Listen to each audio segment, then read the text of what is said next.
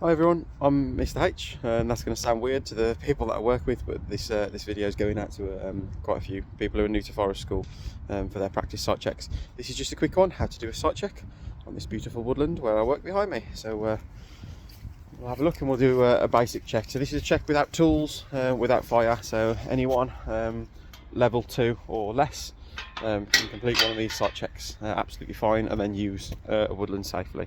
So first off, we've got a stream that occasionally pops up here, so that's why our slabs are all separated so we can see it nice and clearly. You can see where it's been eroding the ground.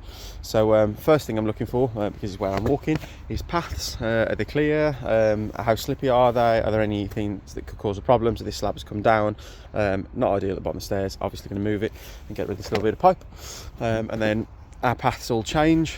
So we've had year 4 building this path last week. They're doing a cracking job of fencing it as well, and year 3 put this together as well, and then some of our intervention groups staked in new borders and edges. As you can see, we've got more bits coming down, but that's all fine, so that's easy to walk on.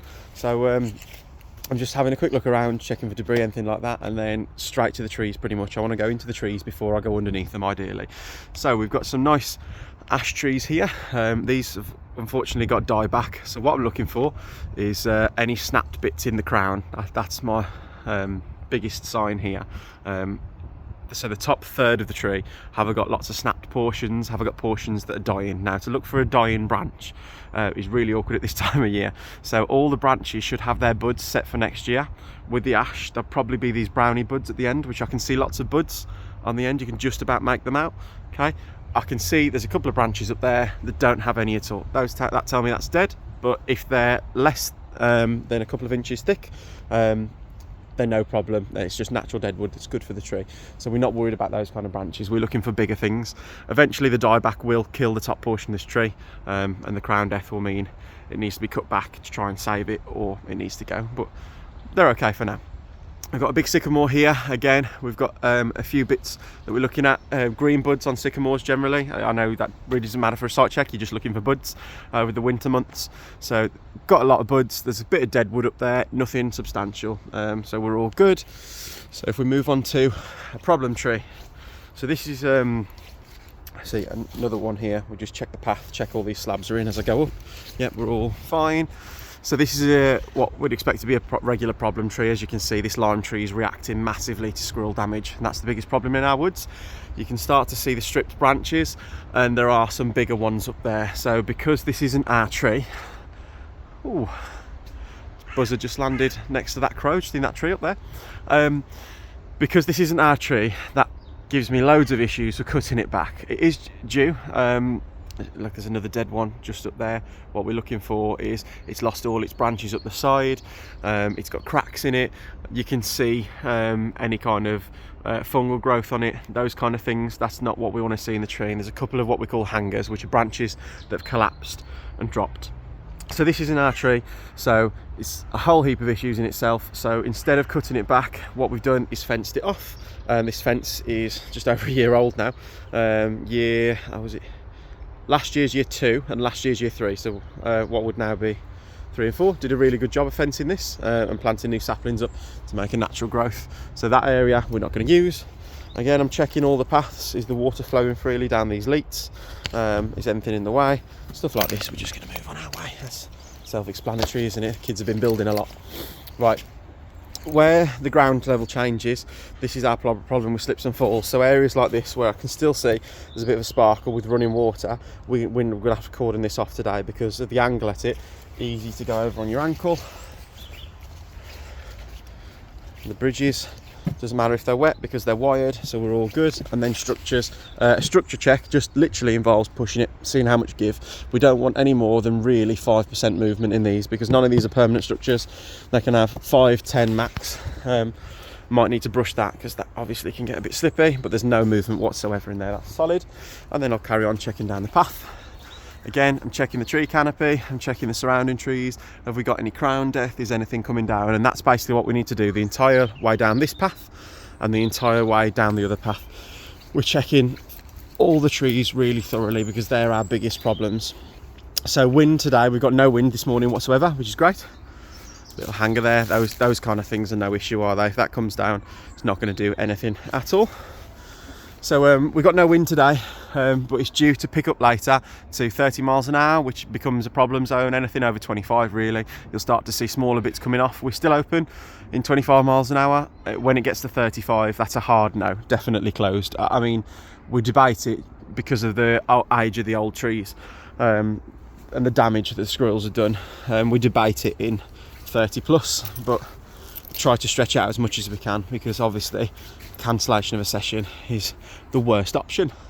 So I'm just checking any barriers. So again, kids have put this together. They've done a really good job. They always do. They build almost everything in our woodland. So this is a path to stop people going down there, the slippy hill of doom.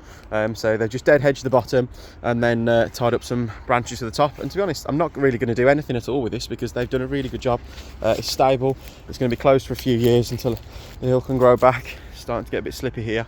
So we've got a trick for the slippiness on the hills that we can't close.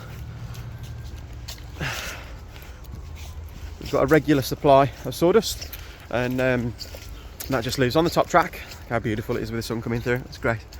Top track in the box. As you can see, they've been playing with it in the mud kitchen. Just grab some of that sawdust, ideally not by hand. Wasps like to nest in it, so just get a scoop, sling it down. Okay, it's going to help add grip, and I'll mulch today as well and get some of that down, just because it's a bit boggy. We're due for some heavy rain today. So checking the main path now. We had some movement on the stairs last week. They feel solid today. I've been up them a few times. They feel okay.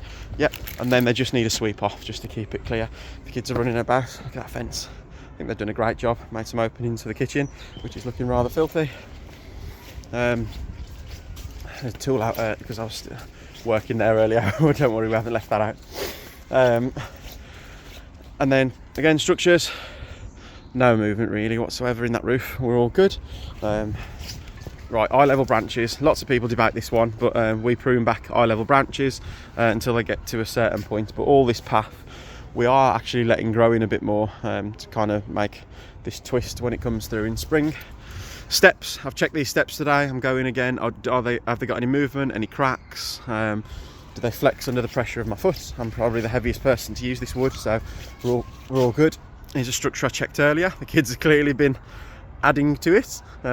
Nothing there's a danger. All the trees good. There are some hangers in the canopy that are completely fixed. They're well back in the holly, so a hanger like that isn't going to move.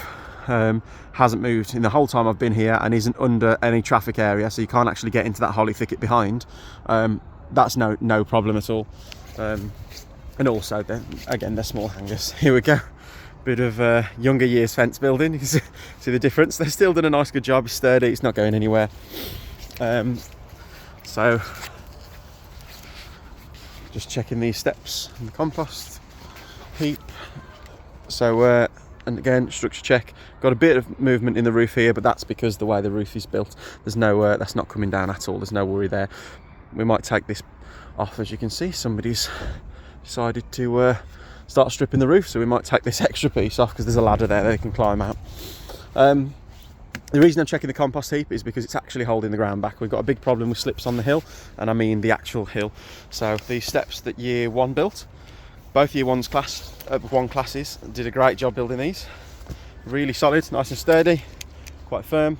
So the hill actually collapsed here, and all this is fake.